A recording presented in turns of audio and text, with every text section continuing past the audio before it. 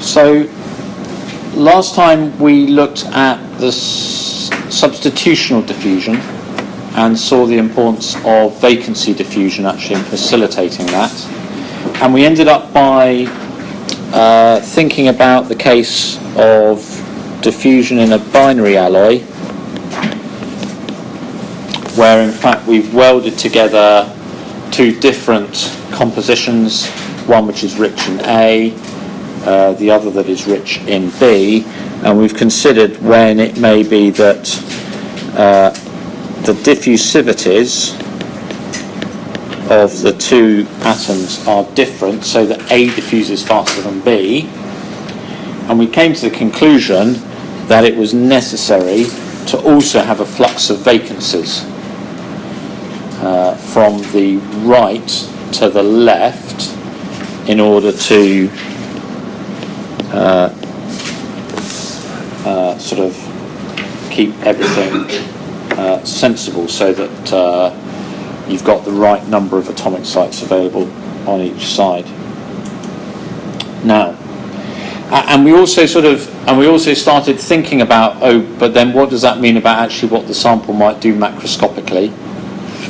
So let's be clear, the intrinsic diffusivity that we've been talking about so far, and for example is the quantity that we derived in the atomistic model. Remember when I drew the planes in the simple cubic lattice, and we talked about, in that case we were talking about interstitial diffusion from a site between two particular planes to a site between the next two planes.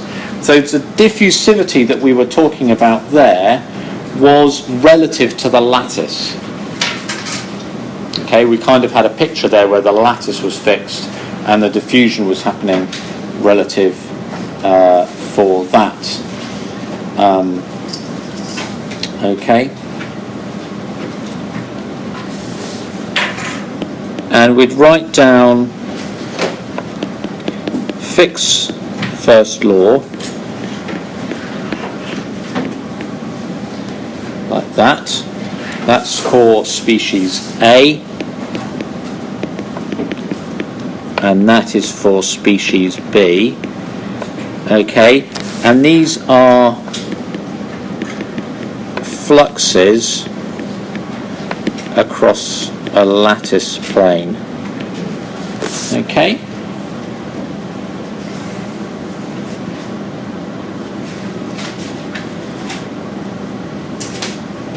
Now,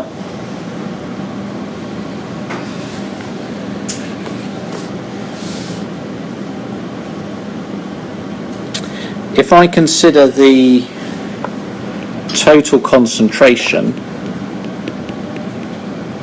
okay, so that's the concentration of A atoms plus the concentration of B atoms. If I add to that a concentration of vacancies, then that would just equal the total number of sites in the lattice, wouldn't it? And last time we derived an expression for the thermodynamic equilibrium population of vacancies, depending upon the formation energy of an isolated vacancy. So, if we assume that that does not depend upon concentration, and that is, there's an element of assumption in that the vacancy of formation of energy doesn't depend upon composition, because of course you'd be breaking bonds with A atoms or B atoms depending upon where you are. But if we assume that that is pretty much a constant, then what that means, of course, is that the derivative of this total concentration of atoms with respect to position is 0, and therefore that dCA by dx minus must be equal to that. In other words, the concentration gradients for A and B should be equal and opposite, and so we'll end up therefore with JA, which is that, and JB is that. So I'm now going to use the concentration of A atoms in both cases. Still got the individual diffusivities for the two species, but there's no minus sign there. You're assuming that essentially we have the same number of vacancies throughout. Yeah. I'm assuming that the vacancy concentration is independent of composition. Yeah, because if you like, this plus concentration of vacancies is just the number of sites in the latter. That's definitely a constant. And the question is really whether the concentration of vacancies is constant. We can see that it might not be, but for the sake of simplicity, just assume that it is for now. Okay. Do you mean constant over row or constant in space? Okay. So there is because otherwise a row you would say okay, there is no such. As it hardly has that. If you say that there are as many empty sites, which is the number of atoms conserved, then there would be. If it was just number of atoms is conserved, then that would be straightforward.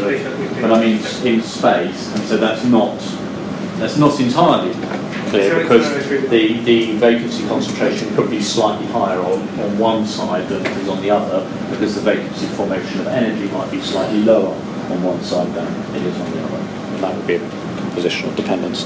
But that's a complication that we don't need to worry about. And the whole point is, as we saw last time, therefore these fluxes are not equal and opposite if the two diffusivities are not the same. So let me try and sort of do that graphically. Let's first of all draw.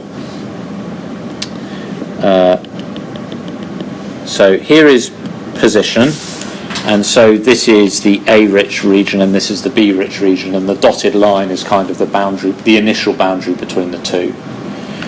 And let's measure mole fraction of A, and so if that's 1 there, then what we might be saying is that look, we're going to get a variation something like that. Okay? Then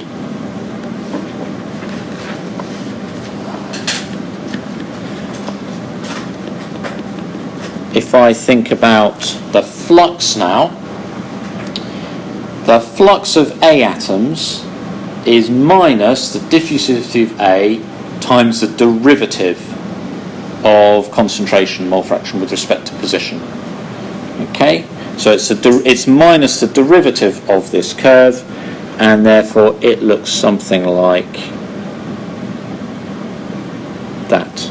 Okay, is that okay? You can see that JA is positive, which we're taking as a sense that stuff is moving to the right in the positive direction of X. That's because this gradient is always negative, but there's a minus sign in Fick's first law. So A is diffusing down the concentration gradient as we expect outside the miscibility gap. Okay,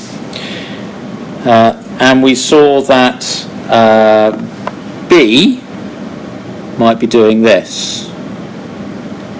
Okay, so we said the diffusivity of A, dA was greater than dB. So, and they're opposite in sign. So the blue curve is just supposed to be an inverted version of the black curve that has then been compressed by the ratio of dB divided by dA. Yeah? And so the point here is that there's a difference between those two. The difference between those two represents the mismatch, and therefore there should be a flow of vacancies as well. Okay, we're saying we want the flow of vacancies to be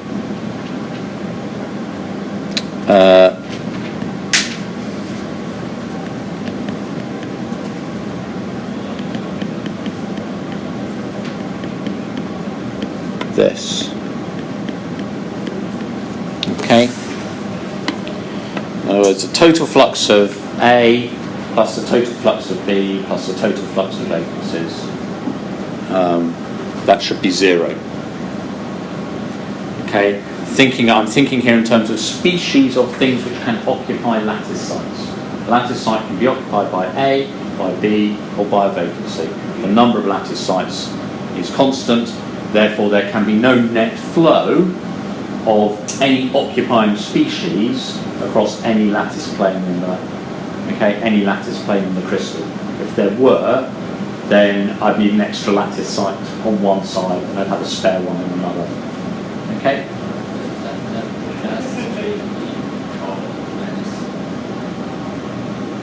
Sorry, is what? Sorry? Minus G plus. No, because as I'm saying, I want the fluxes have signs to accommodate that. Okay, flux is not always positive. Some fluxes can be positive or negative. Positive flux means to the right, negative flux means to the left. Okay, if there were no vacancies at all anywhere, then you would want JA and JB to be equal and opposite. So their sum would be 0. JA plus JB equals 0. Okay, that tells you that JA is minus JB. If A atoms flow to the right, then B atoms flow to the left. Okay, but you must add the fluxes. You must always add the fluxes. They're vector quantities, really. So you're effectively adding a component of the flux, and you must always have the components along the same direction. Okay, you can't start switching its sign. Okay, that would be naughty. All right. So there we go. So essentially, the blue,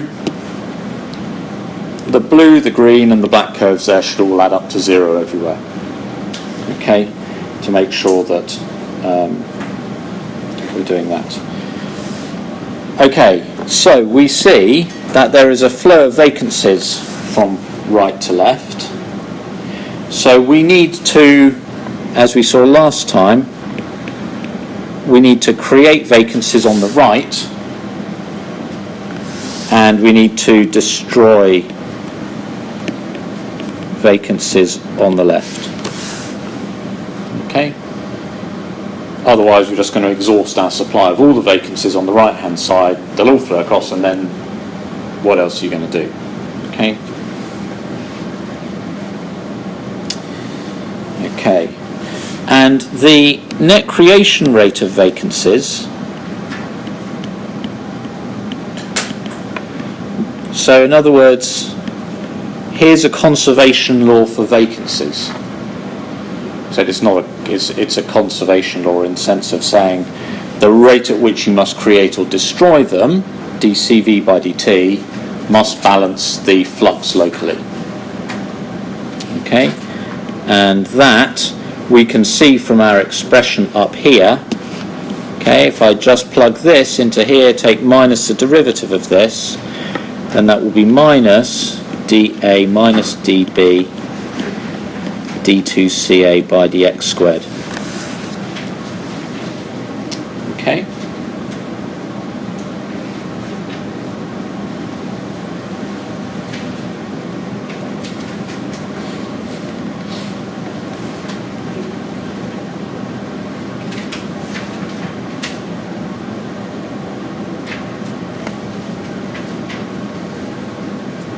So there is a net creation rate.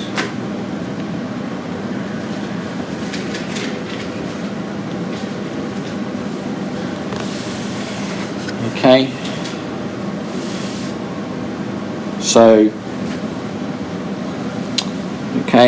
So let's just be clear. This rate here is the rate in change of concentration due to the fact that vacancies are leaving. So just looking at what's happening here, dJV by dx here is positive. So in fact dCV by dt is negative. That's because the vacancies are flowing from right to left. So that would mean that the local concentration of vacancies would go down. In order to maintain it at a constant value, that's why I need to create vacancies there, to maintain the vacancy concentration at its thermal equilibrium value. Okay? So what am I plotting? So what I'm going to plot here, those were fluxes. Okay.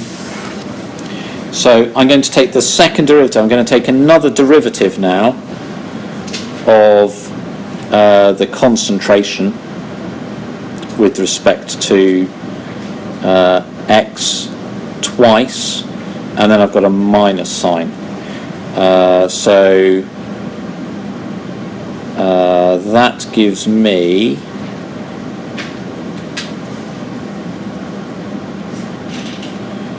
get this right,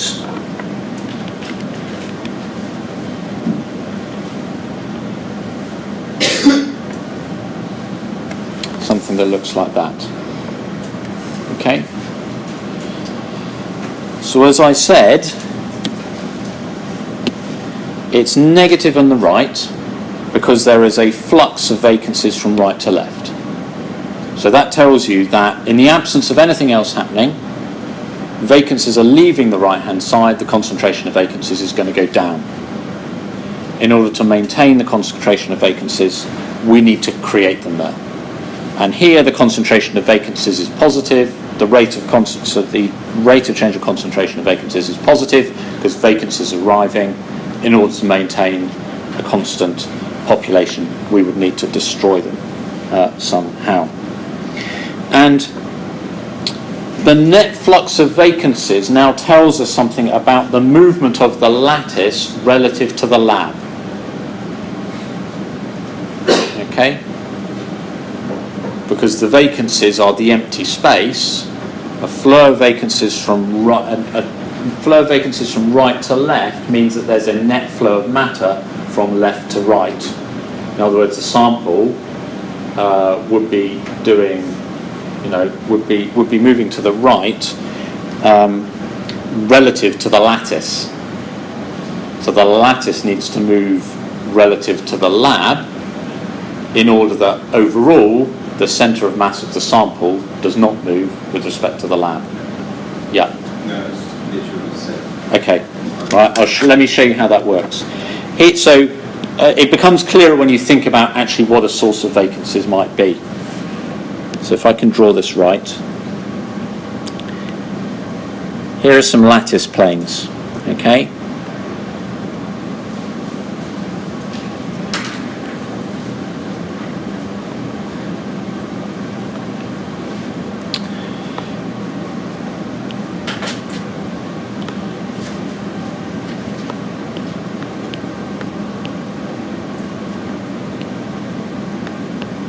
Okay, so you know about edge dislocations? Yeah, here are some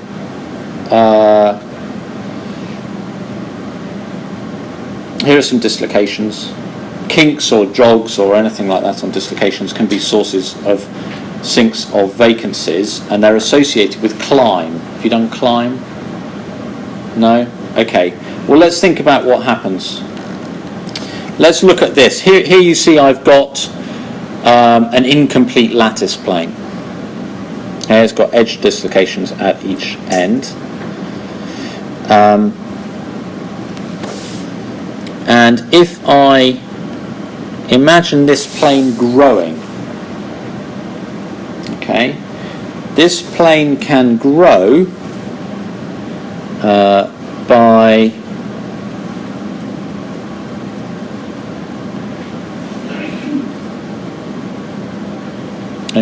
a vacancy. Okay, imagine you've got a half plane and imagine that the last site down here is a vacancy. If that vacancy diffuses into a neighbouring plane, that's equivalent to an atom jumping from the neighbouring plane back. So I've added an atom here onto the lower end of that plane, and equally I could add an atom onto the top. So diffusion can cause the location of the edge dislocation where this plane sort of terminates abruptly to move up or down. That's called climb, okay, because essentially a dislocation, you see, is moving in a direction along its length. Equivalently, I might actually have a vacancy in a lattice plane here. If that were to hop onto there, or if a vacancy down here were to hop onto that end, that's equivalent to an atom jumping off the ends of these planes onto here, then that would correspond to that edge moving up and that edge moving down. So this plane here, this plane is growing, and as it grows, it's emitting vacancies. Okay? And this plane, these planes here, they're shrinking or being eaten away, and that can absorb vacancies. Okay? And this would be A here, and this would be B. Okay? So you see the vacancy motion is opposite to the atomic motion. And if you were to imagine now this happening to the extent now where actually this incomplete lattice plane gets completely eaten away,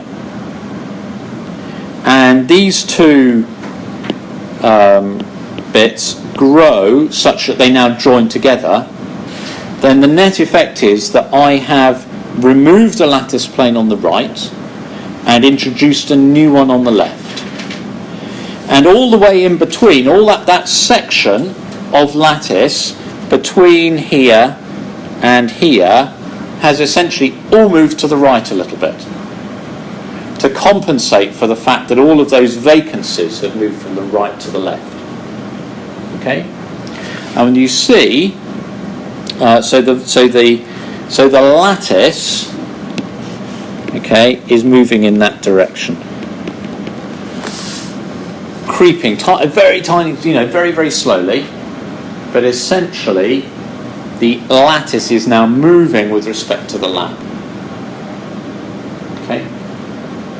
And the diffusion that we've always thought about is always relative to the lattice. So now we have to think about the fact that the diffusion that we've been talking about is actually happening in a moving frame of reference with respect to the overall frame of reference in which the macroscopic sample is stationary in the sense of its centre of mass staying at one point. Okay? So the velocity, it comes as no surprise then that the lattice plane velocity depends upon the flux of vacancies across it. The more vacancies they're crossing, the faster those planes have got to move to compensate for it. Okay? Yeah? Can you just explain again about why the lattice moves to the left? Like intuitively I thought that if you're using stuff on the right and it's going to the left, all of the lines in the middle is shift right. There's now space for it. So what's happening is the vacancies are moving from right to left. So they are moving from there. Sorry, have I? Yeah, maybe I described it. I think I've written it right. Maybe I described it wrong. Let's try again. The vacancies are going from right to left. This is growing this plane. Right, yeah, okay. This is shrinking that plane. Yeah. And so these planes here are going to move. Yeah. Yeah? Yeah, I have my atoms and vacancies. Yeah. You could almost imagine just drawing a whole line of planes, eating away one over here, growing a new one over there. Yeah. And when it's finished, actually there'd be no difference, would there? But actually what you've done in the meantime is you've kind of shunted them all along and taken one out there and inserted it there. Yeah? Is that okay? That's what's going on. So, think about this velocity. If I take the total concentration of A atoms and B atoms, and I think about, this is, so I'm considering some arbitrary cross-sectional area A, perpendicular to the direction of vacancy flux here. So the area of one of these lattice planes at a position I'm interested to. V is the velocity of the lattice with respect to the lab, and delta t is some short period of time. That is the volume, isn't it? swept out by the plane in time delta t, and multiply it by the number of the sort of total concentration. That's the number of atoms equivalent. Okay, and that needs to be equal to the flux of vacancies over the same cross-sectional area over the same amount of time. So that is the number of vacancies crossing the plane in time delta t. Okay, those two things have got to be equal. In other words, I've got a flux of vacancies, and that has got to be, and that's sort of associated with the net flux of atoms in the other direction, and that has got to be exactly matched by this velocity of the actual lattice with respect to the lab in a fixed space, and that tells you that the flux of vacancies is just the concentration times the velocity. Okay, and I had an expression for the flux of vacancies here to do with that concentration gradient.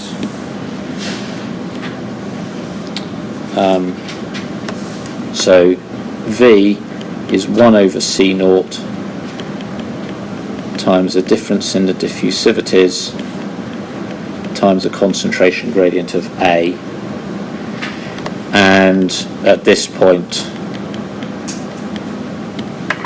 okay,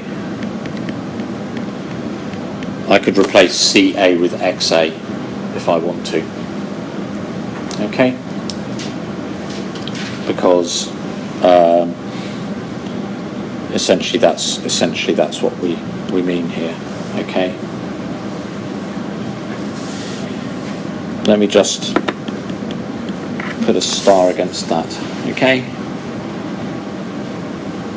so as you would expect, this velocity of lattice planes depends upon the difference in diffusivity of the two species. The greater the discrepancy between those, the faster the lattice planes are going to go, and it's also proportional to the concentration gradient, because that's what controls the rate of diffusion overall.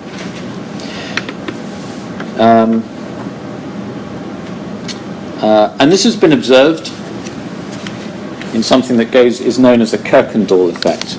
So in 1947, some very brave person, I think there's some stories about this, took a block of alpha brass. So brass is a copper zinc alloy, and they wound that with molybdenum wire. Okay, and molybdenum does not diffuse. Okay, into brass. It doesn't dissolve in brass, so it's kind of inert.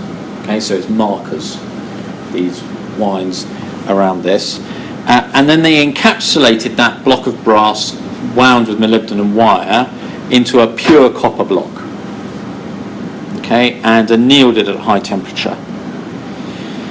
And what they observed was that the separation between the wires decreased. Okay, so the wires got closer together, and that was because the diffusivity of zinc is greater than the diffusivity of copper. So you imagine you've got this brass that contains some zinc in it, in pure copper. The zinc wants to diffuse out of the brass into the copper, and it's able to diffuse faster than the copper can diffuse back in to replace it. So essentially what's happening is there's a sort of net flow out from there, and that's what corresponds to this sort of shrinking. So if you were just looking at the boundary between those two things, the lattice plane that separates the boundary between the brass and the copper, it's moved. Okay, and you do that by annealing it at a very high temperature and sitting there for a very long time. Okay, so let's try and carry on. So let me draw another picture again.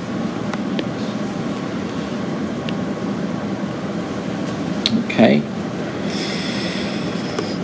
So what I'm going to consider is a region of the sample of width delta x. Okay. And that is a depth, a sort of distance x into the sample. We're sort of going to assume that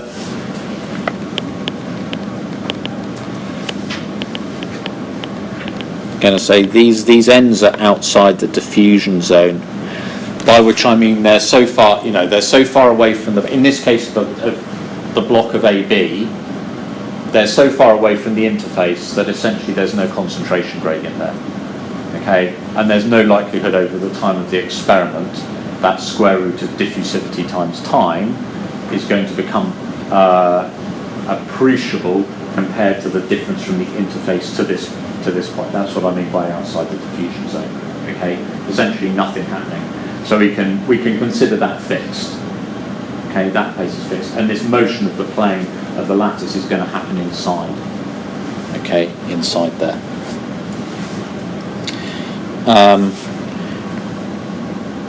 Here, there's a flux J prime. Now J primed, I'm going to use a prime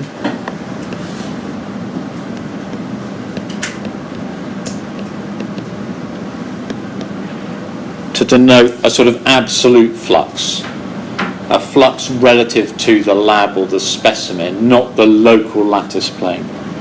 Okay? And here I'm going to have JA primed plus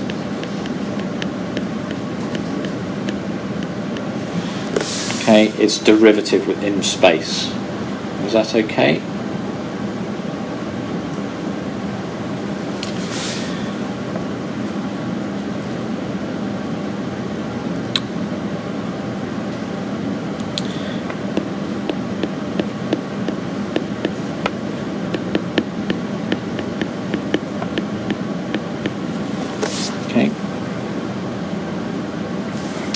Right, that's just a conservation.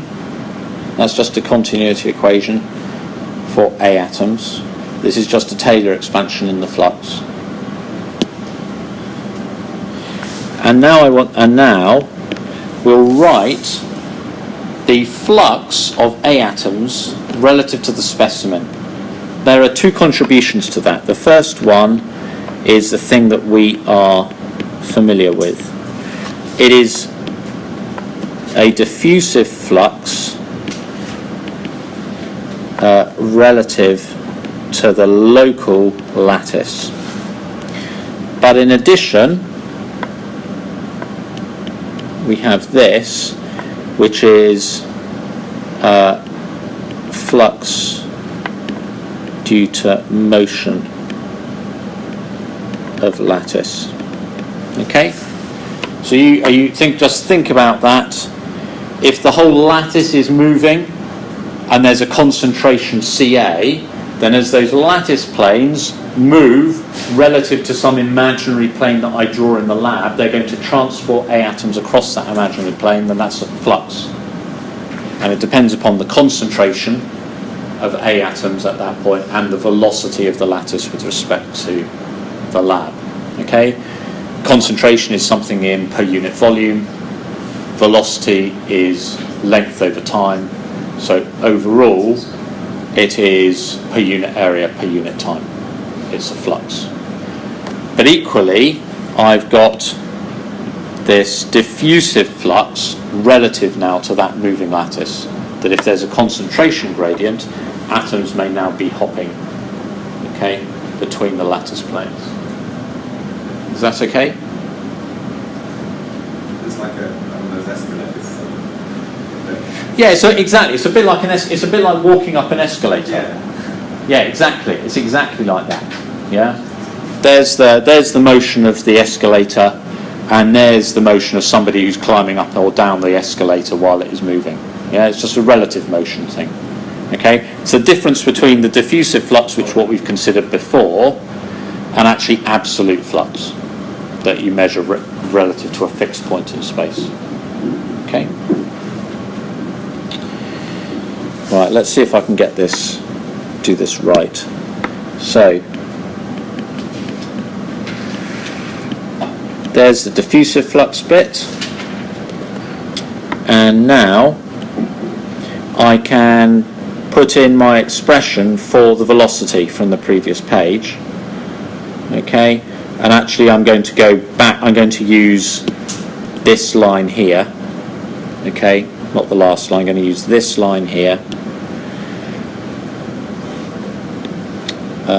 So that is going to give me CA, because there's a CA here, times 1 over C naught dA minus dB dCA by dx.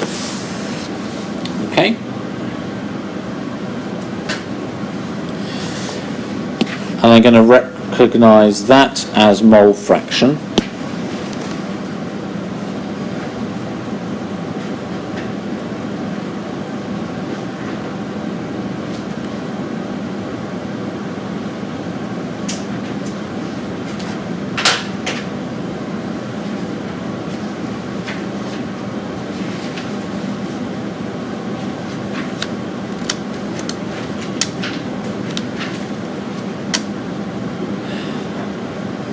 Right.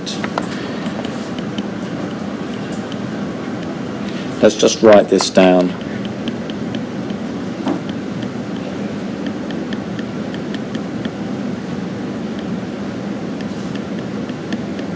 Let's do it in a couple of steps.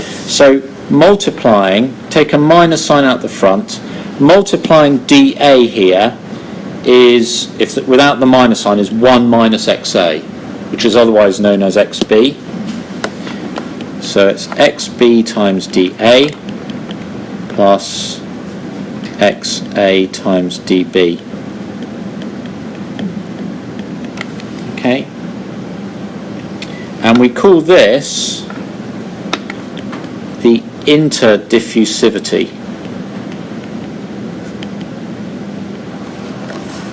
Okay? In other words, we say JA primed is minus the interdiffusivity times dCA by dx.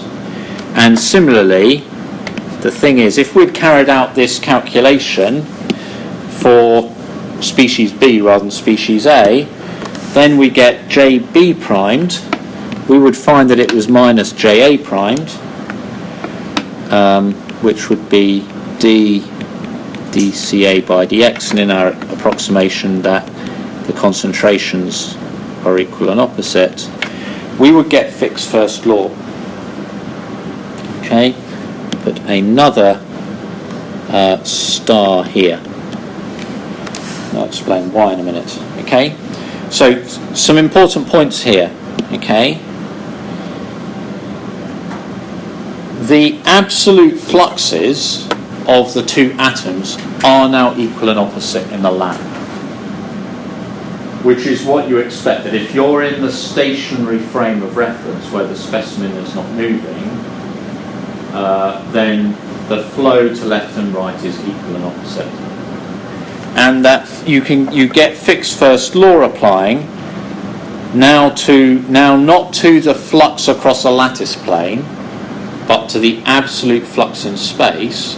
But what happens is you replace now the differences, instead of the diffusivity of one component, you now have this thing called the interdiffusivity that depends upon the diffusivities of both diffusing species, but depends upon concentration, composition as well. Okay, so that is what goes. That is what's happening there. In other words, essentially the equation looks very similar. It's a little bit deceptive, because it just looks like we ended up with the same equation that we started with, but what it means is very different, or at least subtly different is what it means. Now,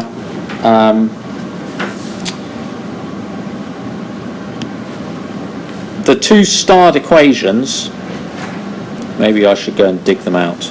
Let's go and dig them out. So this equation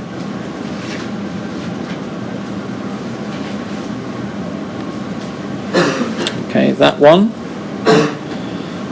and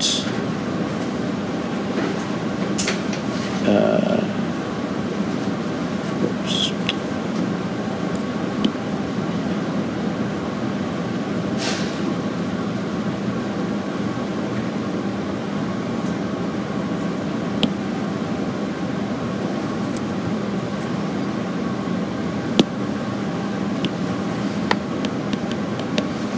Okay, those are together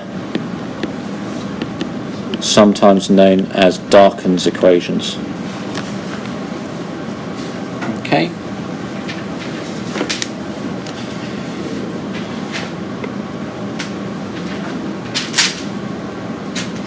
And of course now, because we've now got fixed first law, and we've seen that actually in a binary alloy now, what you need to use, the relevant diffusivity is the interdiffusivity, not the diffusivity of individual components. Then you would then from that derive a diffusion equation in terms of in which the interdiffusivity appeared, rather than the diffusivity of any particular one. If we consider the dilute limit, okay, of almost pure A, that is when xb is approximately equal to 0 and therefore xa is approximately 1, then you see that the diffusivity actually depends on the other species. That's right, isn't it? If I have pure A, then really when you're talking about diffusion, you're thinking about B atoms moving, because most of it is A. And if you just have pure A, nothing would happen. There would be no net diffusion. So actually the diffusion is going to be dominated by B moving through A and vice versa.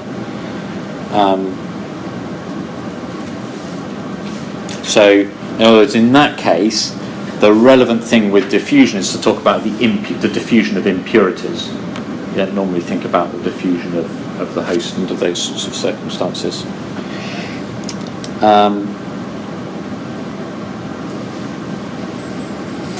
Now, it's worth pointing out, that there's some assumptions here. It's possible that a solute atom, in this case a B atom in A, might attract vacancies. Imagine if B is bigger than A. So B is not quite able to fit into a site that would normally be occupied by an A atom. It's sort of forcing the lattice apart. You can imagine now that actually if a vacancy were to come adjacent to the B atom, it's going to relieve that strain, it's going to lower the elastic energy, the system is going to be happier.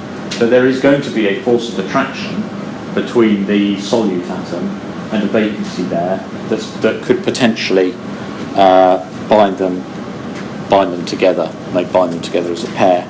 And then of course that changes this sort of picture which we've built up on the basis that these things are all free to diffuse. There are more complications. There are many more complications to the thing I haven't told you about. The lattice planes may not all be parallel to the interface. You didn't necessarily need to have these blocks nicely aligned with a perfect lattice plane on the interface that joined up nicely. So that would make a bit of a mess. The lattice may expand or contract parallel to the interface as well as perpendicular to it. Potentially, again, if there's a difference in size between the atoms, different compositions may mean that laterally it doesn't work. It could be constrained by the environment, that we may be applying compressive stresses or something like this to the thing. Vacancies could form voids. They could go instead of sort of just simply diffusing inside the sample, they might decide to diffuse to the surface and then they disappear. Vice versa.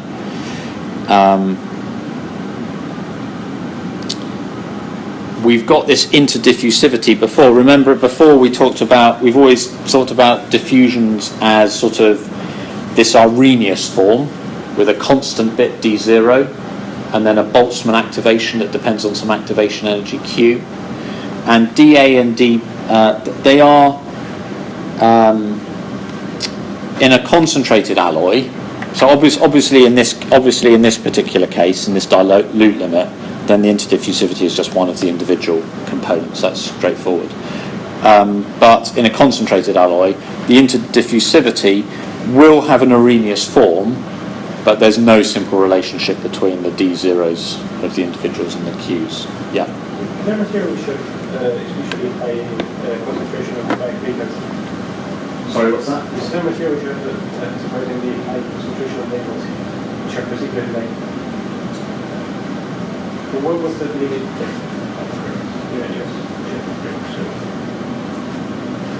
It just depends upon that formation energy, that vacancy.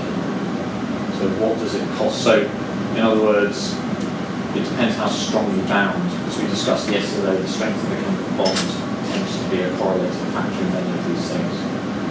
So, if you've got a solid where the binding between atoms is very, very strong, then it's going to cost you a lot of energy to break those bonds and pull out one of those atoms completely vacancy. It'll be very high. In a weakly bonded solid, it's going to be very low, and the chemical binding depends upon melting temperature. So I would hazard a guess that mercury has a low vacancy formation energy, and therefore lots of vacancies at a low enough temperature that's a solid, and tungsten has very high vacancy formation. Yeah. That's how I would rationalise it from the information I've given you. So it is it goes homogeneously with less dense than usually for vacancies that would be even. Well, you have to watch out because density depends upon the mass of the atoms as well as bond length. If you take bond length as a proxy for bond strength, you've got to be a little bit cautious. Hardness, yes, but not necessarily density. It's particularly Lead is very dense, but you can put your fingernail in it, can't you? And dent it, so it's very soft, which tells you that actually bonds are not that strong. which means that you can easily find Which means you could easily find negative. But tungsten is also very dense, but that's a very high melting temperature. Okay, so I wouldn't. Yeah, be careful. Be careful. All right. Okay. Let me just give you some rules of thumb, like we did the other day. The interdiffusivity at the melting temperature is approximately constant for a given crystal structure. That's like what we looked at yesterday. So if adding B makes the melting temperature go down, what will happen to the interdiffusivity? At fixed temperature?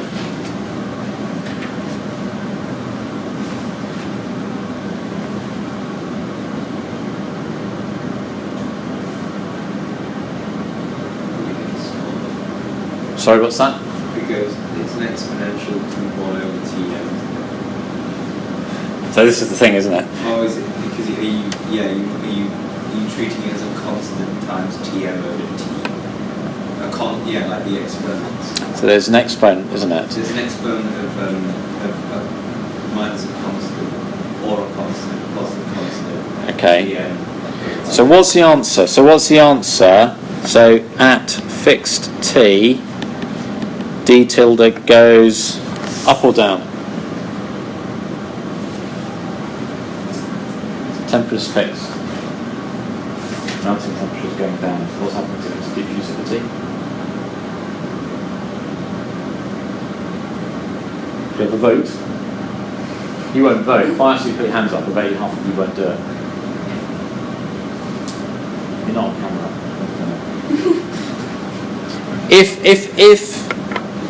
If I'm at fixed absolute temperature and the melting temperature goes down, then my homologous temperature has gone up. Yeah? The ratio of the temperature in units of the melting temperature. That has gone up. So effectively I've gone to higher temperature. When I go to higher temperature, diffusion happens more rapidly, so the interdiffusivity goes up. Okay? That is how I would... So homologous temperature isn't TO, it's not the temperature relative to the melting temperature, it's the melting temperature relative to the actual temperature. Sorry, what's the difference between temperature and actual temperature? Is the homologous temperature, is that the ratio of temperature and melting temperature? Yeah, it's just no, it would be proportional to temperature. Okay. Yeah. So in other words, Boltzmann factors are always e to the minus something over t. Yeah. So they become over homologous temperature, e to the minus something over homologous temperature, which makes them e to the minus melting temperature over t, like you said. Yeah. But right, because it's e to the minus. Yeah. I couldn't remember those in mind. I just think remember as temperature goes up, diffusion goes up, and the relevant way to think about what's happening with. So what we're talking about here is actually we're talking about the fact that homologous temperature eventually depends upon temperature and composition, because composition determines melting point. Okay, so there are two ways to change homologous temperature. One is to change the actual temperature, and one is to change the melting point by changing the composition. Yeah.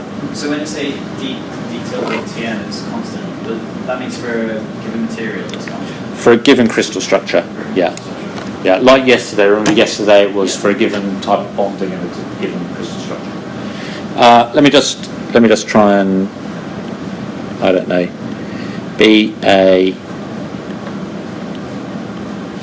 binary phase diagram.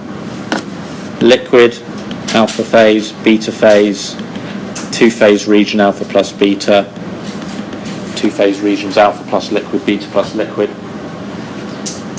Typically, as I add B atoms, if I start with nearly pure A and I add B atoms in, you see this boundary goes down. Yeah, and this boundary is the boundary between where everything is liquid and where you start forming alpha solid. Okay, the A-rich solid. So this would be a case where increasing B decreases the melting temperature. Okay.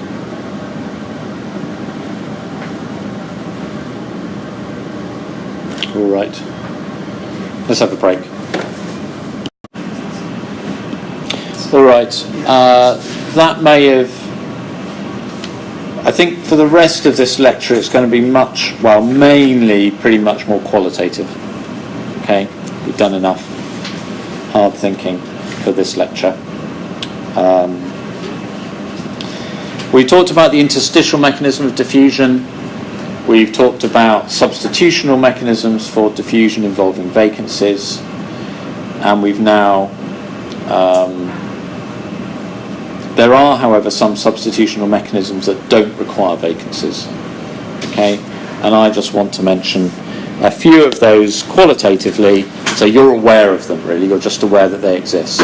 Okay, the first one is sometimes called a ring mechanism. Let's see whether I can get this right. So I could have a sample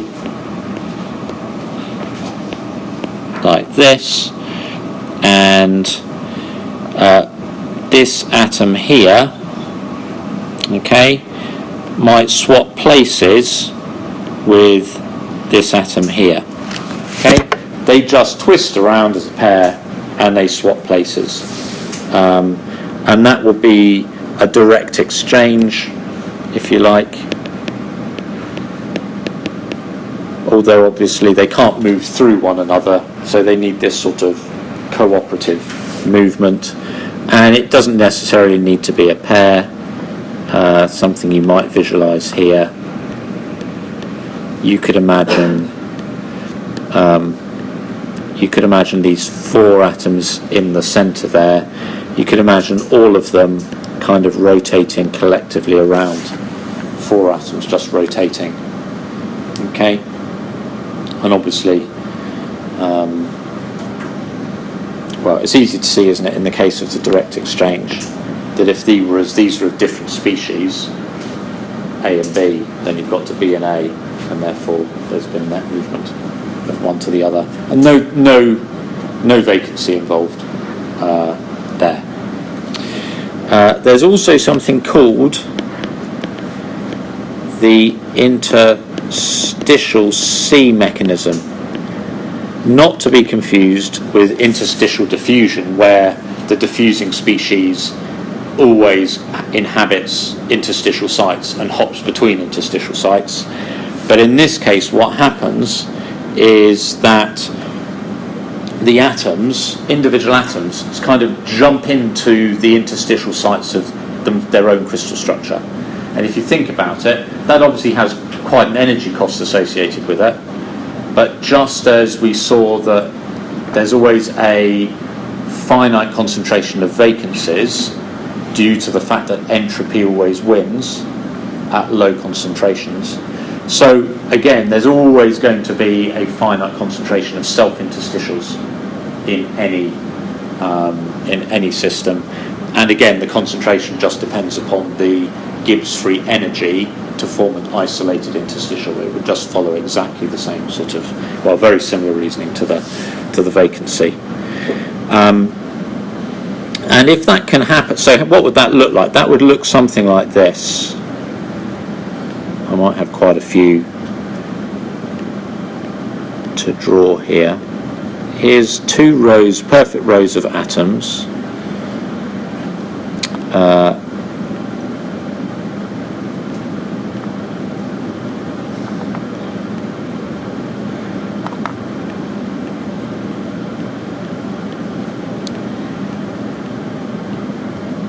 Okay.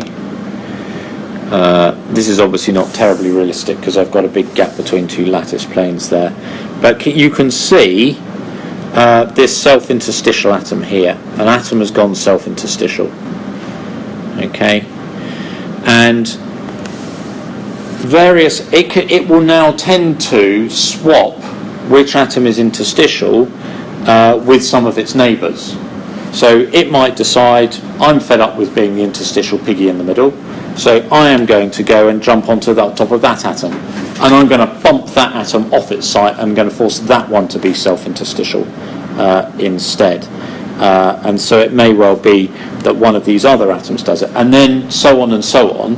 And so once it's formed, okay, then if you're just following the self-interstitial atom, you would see it diffusing through the lattice quite rapidly, like the vacancy diffused quite rapidly, but the identity of the self-interstitial atom will be changing at each individual jump. So just as in the case of the substitution where it was by vacancy, the vacancy readily hopped. Actually, individual atoms tended only to do one hop, didn't they? And the vacancy is exactly the same with the self-interstitial atom. Okay, it looks like it's something that is hopping readily, but it's not a single atom that is doing it. It is changing identity at every hop. And so that's sort of what goes on. One of the mechanisms that can go on. Now, how it diffuses depends critically on the favoured geometry. Unlike a vacancy, where you just take pure crystal and you just pull an atom off, there's really only one possible structure for a vacancy. But for a self-interstitial, there are a number of options. So in face-centred cubic, for example, then first of all, the self-interstitial atom might just occupy an interstitial site. an octahedral interstice or a tetrahedral interstice in that crystal structure. And you might think that's the obvious thing to do. But it's not actually, because in, let me just quickly draw FCC.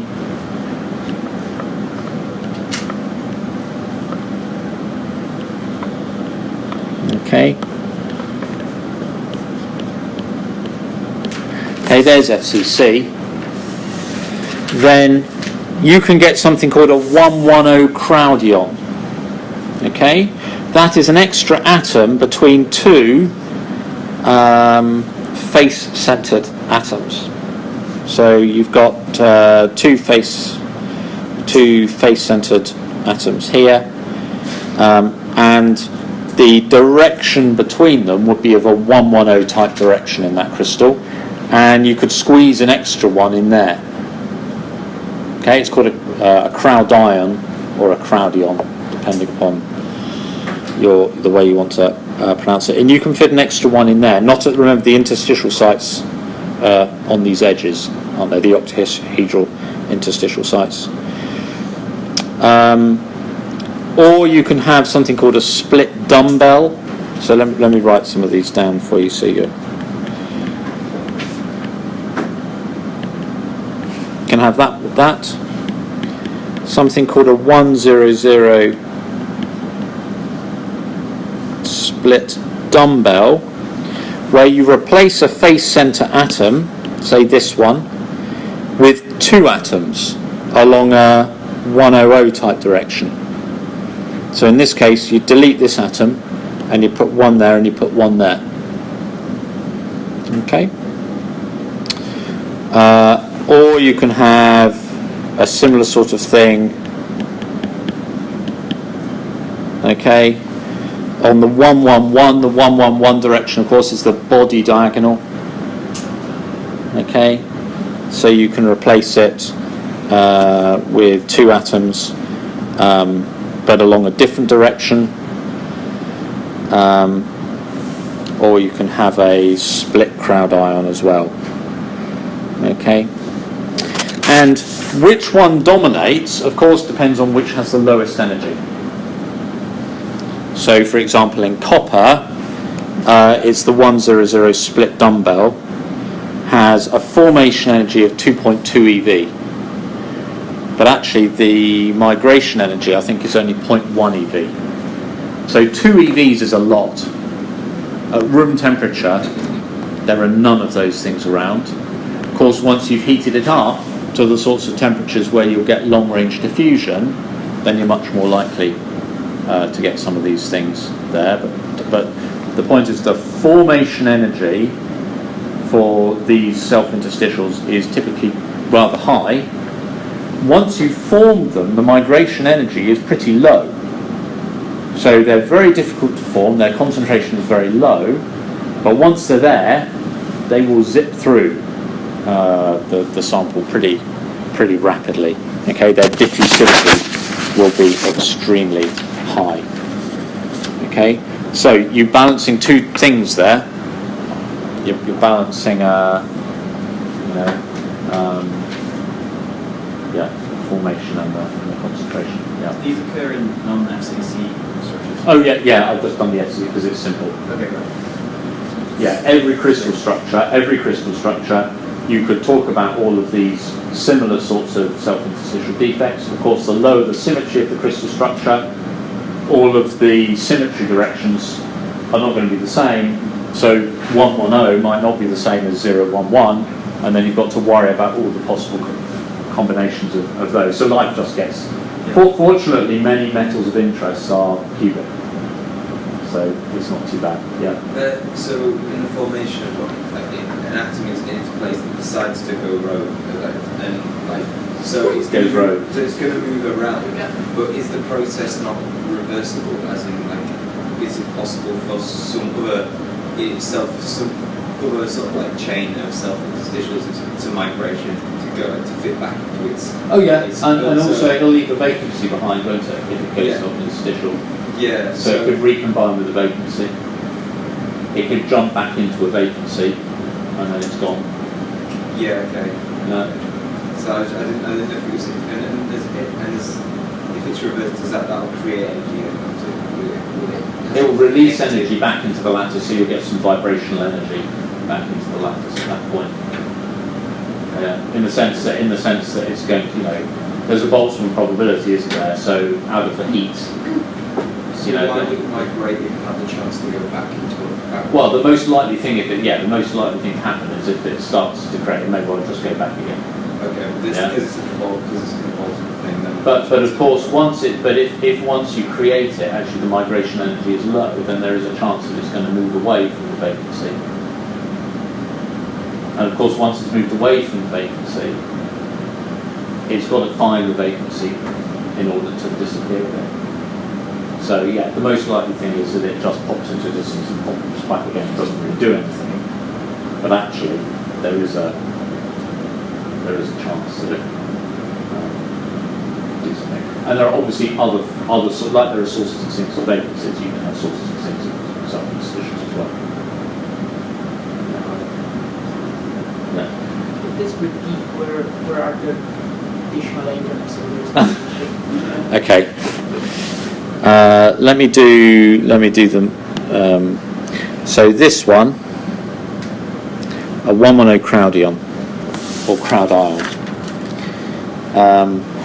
is an extra atom between two face-centered atoms. So if I take these two here, okay, it's an atom that would sit there. Okay, that's not an interstitial site in FCC, but you can see it's between two atoms. That was supposed to be in green. The split dumbbell, the 100 split dumbbell, means taking one of the face-centered atoms, for example, with two atoms along a different direction, like this. Okay, so it's like a dumbbell. You've replaced one atom with two, so it's a bit like a dumbbell. Okay, like that. Is that okay?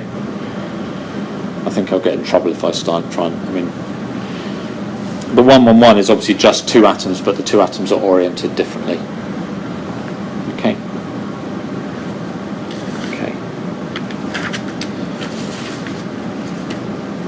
That's just to make you aware that there are more things than we're able to talk about in this course. Anything go on, and essentially every system then is different. You have to know about the formation energies of all these different possible defects in order to know what actually is going to be the relevant one for how a particular system behaves. Okay. All right. Now, so far we talked about diffusion through perfect crystal, with the exception of a few edge dislocations acting as sources or sinks of vacancies. But the reality is we've already seen that if you've got big atoms in a host crystal, then they'll prefer to sit where the lattice is already distorted, where it's somewhat open.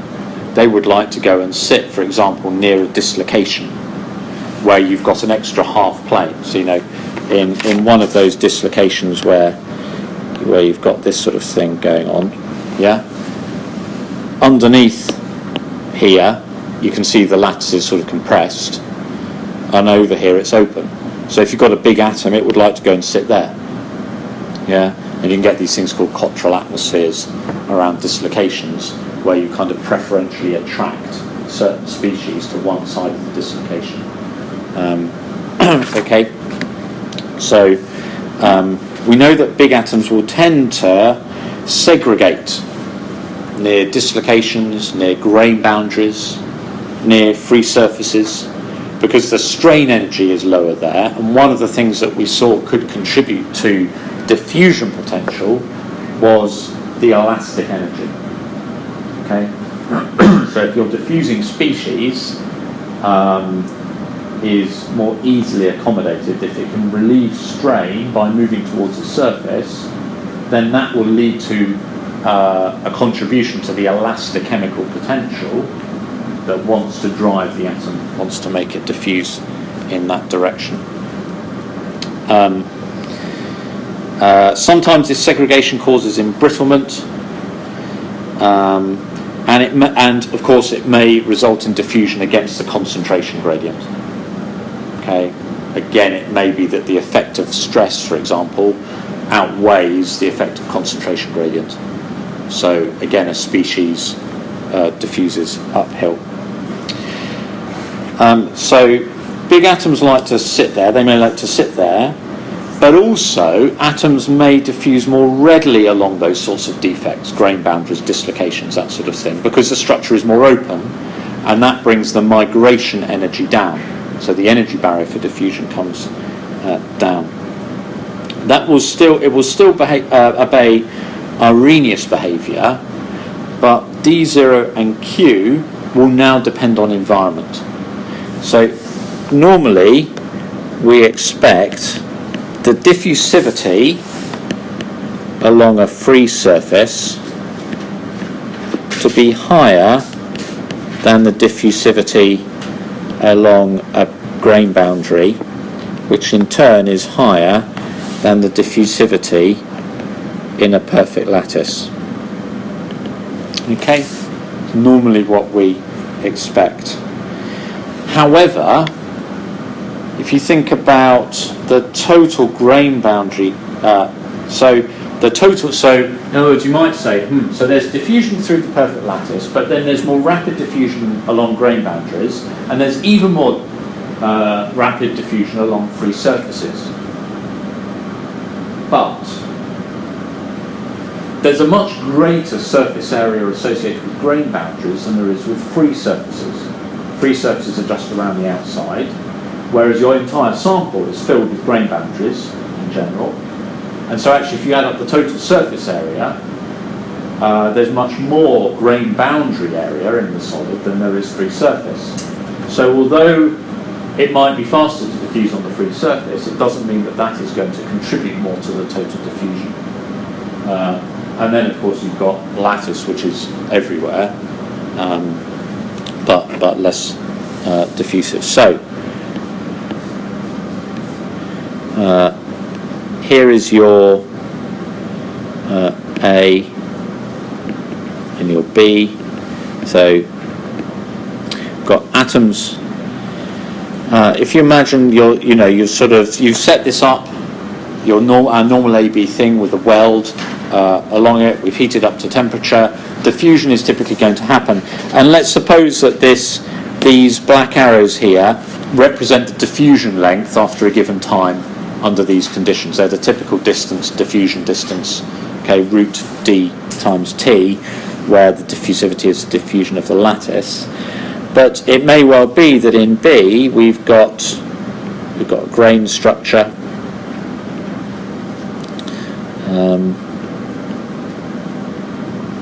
like this, and because diffusion is so much more rapid along the grain boundaries, the atoms, the A atoms that find their way into a grain boundary will penetrate much deeper than the characteristic bulk diffusion distance.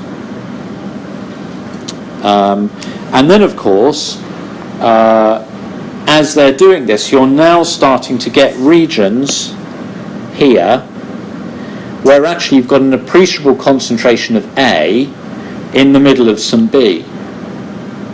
And therefore actually there's also now going to be a driving force, even for the bulk diffusion in the lattice, for actually A atoms now to diffuse out of the grain boundary and into the surrounding bulk. Because essentially what you're doing now is you're now setting up that situation where we've got pure B with the surface coated with a concentration of A, which we've solved before. Okay? So this grain boundary promotes the sort of diffusion, both by providing a rapid pathway in, but then actually once it's gone in along the grain boundaries, actually stuff starts coming out of the grain boundaries and into the bulk that way, and can potentially reach regions of bulk over here much more rapidly than it could do if it just diffused through the bulk all the way. Okay, so that increases the mean concentration. So, simple model to assess whether this matters or not. We consider a sample like this. Okay.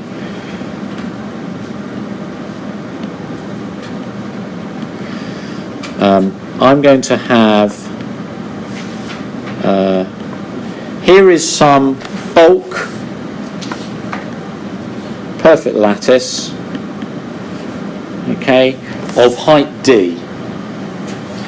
And then I've got a boundary which has got width delta. So that's the width of the boundary as measured by the sort of the distance away over which there's appreciable extra space such that the diffusivity is enhanced in that region. It's a bit hand-wavy, okay? It'll be a few atomic spacings or something like that probably. And that leads to a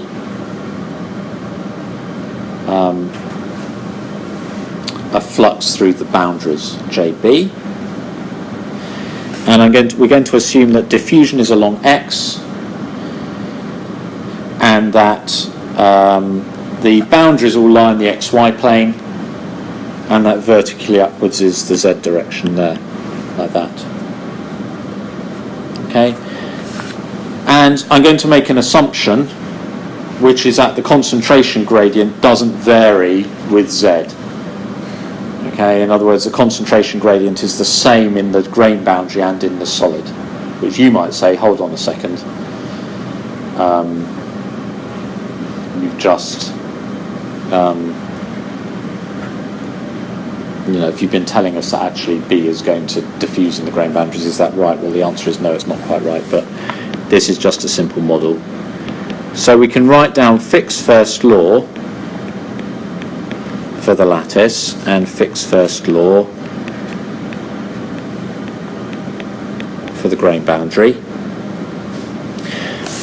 but they contribute to the total flux. So remember, so this is the number of atoms per unit area of bulk per unit time, and this is the number of atoms per unit area of boundary per unit time. The total flux per unit area per unit time therefore is given by JB. So let's take the flux per unit area per unit time of this and multiply that by delta. Okay, and we could also multiply, if you want to, we could also multiply it by some length along Y to make an area. So that's the number of atoms per unit time going through the boundary, the upper boundary shown, say, here. And then also there's a contribution to total flux from the bulk, from the lattice, and the area here.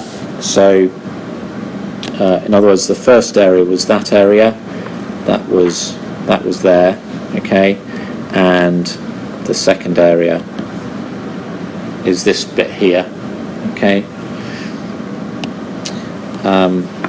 divided by, so that's the total number of atoms per unit time. Now divide that by the area of the sample. Okay.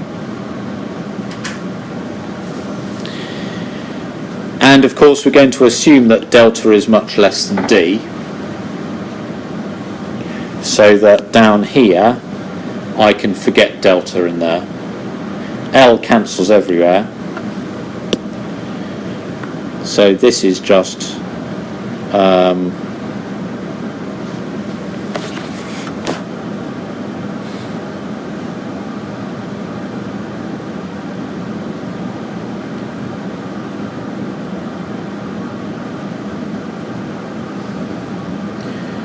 minus 1 over D. Take that out. Delta JB is dB times dC by dx. So there's dB times delta times dC by dx, and this term comes in with dL times d. Okay. So in other words, we have an effective diffusion coefficient here, which is the lattice diffusion plus the boundary diffusion times delta over D.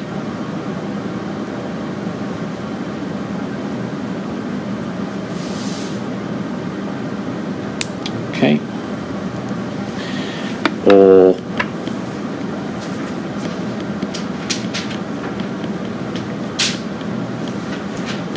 that. Okay. So it's this quantity here, it's how that quantity here compares to 1 that determines whether or not grain boundary is significantly enhanced diffusion or not. Okay, so it depends. So in order to enhance diffusion, the boundary diffusivity is much higher than the bulk diffusivity, and you want to have a relatively and the more grain boundary cross-sectional area you have, the better. Okay, combines those two things.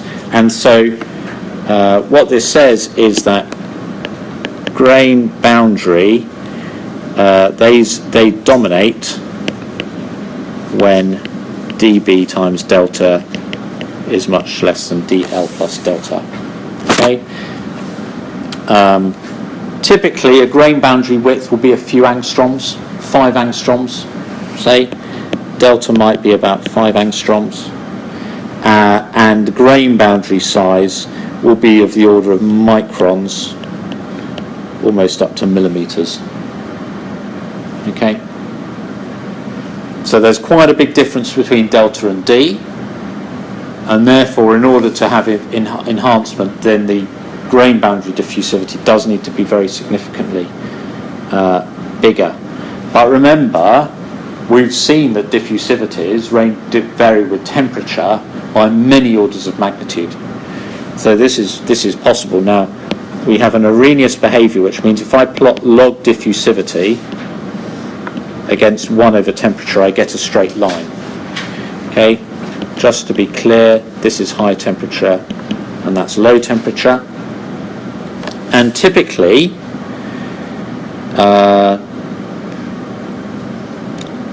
grain boundary diffusion is much larger. Okay? So grain boundary diffusion is typically very high, but the slope is relatively low in magnitude because it has a low activation energy.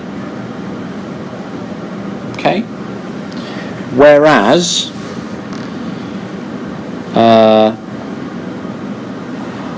we may well have lattice diffusivity is much lower than grain boundary diffusivity, and it has a steeper gradient because its activation energy is higher.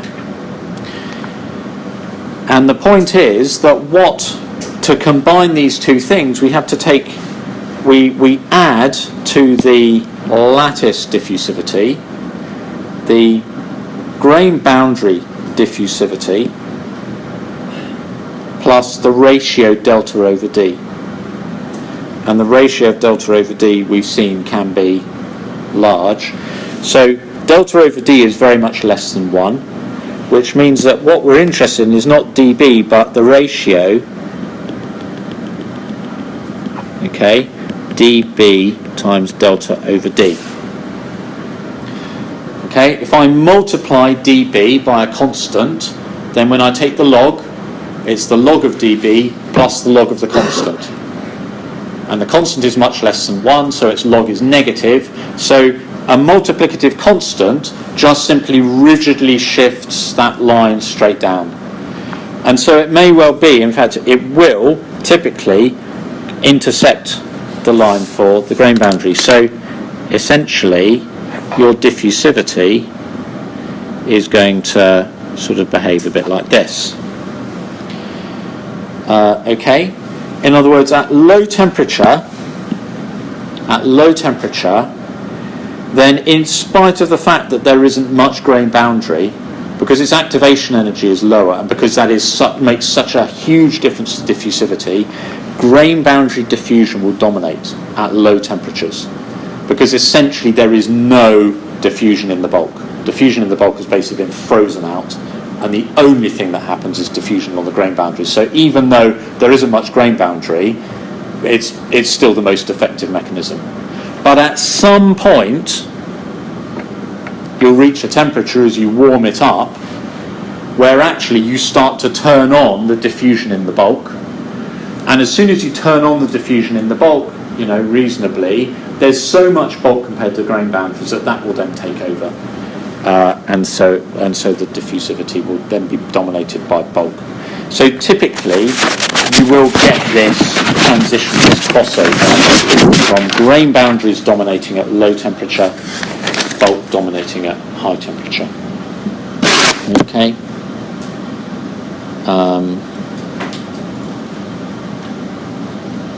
In FCC, rule of thumb, in FCC, the activation energy for grain boundary diffusion is about half that of bulk diffusion. Okay? And it typically, that turns out the crossover is typically around 3/4 of the melting temperature. Okay, so grain boundary dominates actually quite a lot of the temperature range, and its bulk diffusion only kind of really comes in close to the melting temperature. Of course, not all grain boundaries are the same. They can be very different, and so this is quite oversimple. You can do the same thing as this for dislocations, and there's an example on the question sheet that just gets you to work out to do exactly the same model for dislocations. Think of them like one-dimensional pipes, okay, rather than actual grain boundaries. Okay. I'm happy to take questions, but otherwise I think we'll stop there for today. It's a good place to stop for the end of the week.